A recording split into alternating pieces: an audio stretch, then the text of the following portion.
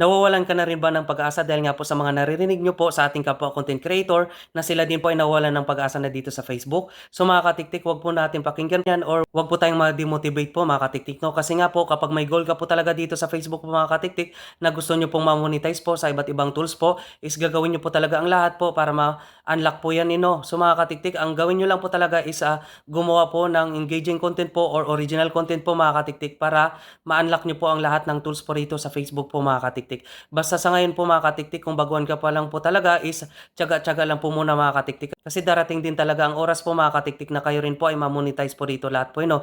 Kasi sabi nga po talaga nila dito is kung may tiyaga is may nilaga po mga katiktik. At syempre sundin po natin ang community standard po ni Facebook po or yung mga policy niya po mga katiktik, no? Para talagang tuloy-tuloy po ang ating progress dito sa Facebook po mga katiktik. So ingatan din po natin na magkaroon po tayo ng violation po mga katiktik, no? At kung baguhan ka rin po mga katiktik, kailangan mo talaga makipag-engage sa ating kapwa content creator kasi sila din po ay ganyan din po ang goal nila na makipag-engage din sa ating kapwa content creator at mag-grow dito sa Facebook po mga katiktik.